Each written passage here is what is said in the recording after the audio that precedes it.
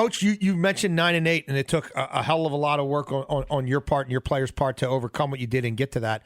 But you were on a different trajectory before Jameis got hurt. I look at a team like Pittsburgh with the run game and Najee Harris and Big Ben getting rid of the ball in 2 seconds and not throwing it more than 5 yards downfield, and I say, man, you bring Jameis in there. It's going to open things up for that running back. You're going to have to defend all quadrants. How real do you think his turnaround is, and do you think he has a second act in him that could be fairly substantial? Oh, I definitely think he's got a second act in him. He's a young player.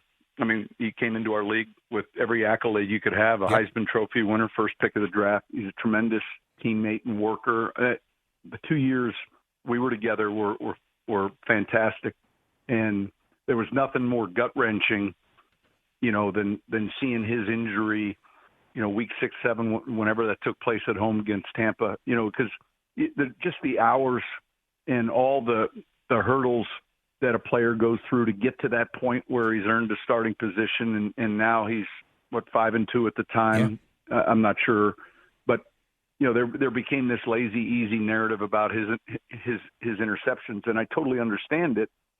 And yet that was a part of a team, and he was a part of that. And there are a lot of dirty hands, with a statistic like that. Yeah.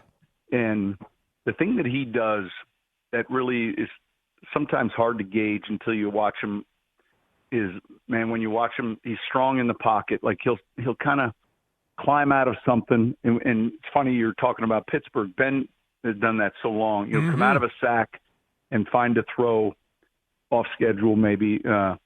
Occasionally, Jameis he'd keep it, and he'd have these big long steps where he'd gain 14 yards. And there would be in every game almost 2 or 3 of these extended plays. First game of the year against Green Bay, he extends a play, hits Chris Hogan for a touchdown in the back of the end zone. So he's a tough sack that way. He's physical, and you guys know if you've been around him how big he is. Oh yeah, and look how big Ben is. I mean those are big 6'5", strong players, and I definitely think he's going to have some really good options, and I definitely think that he'll be healthy in time. But when teams get a chance to see what was the first pick in the draft not too long ago, a guy that right away came to a different club and then made that impact, and then I think that's going to serve him well.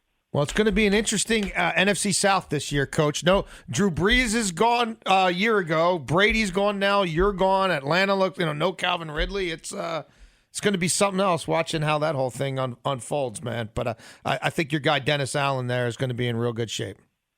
Yeah, I do too. Look, there's a lot of carryover, a lot of guys that are returning. A team, the defense, D.A.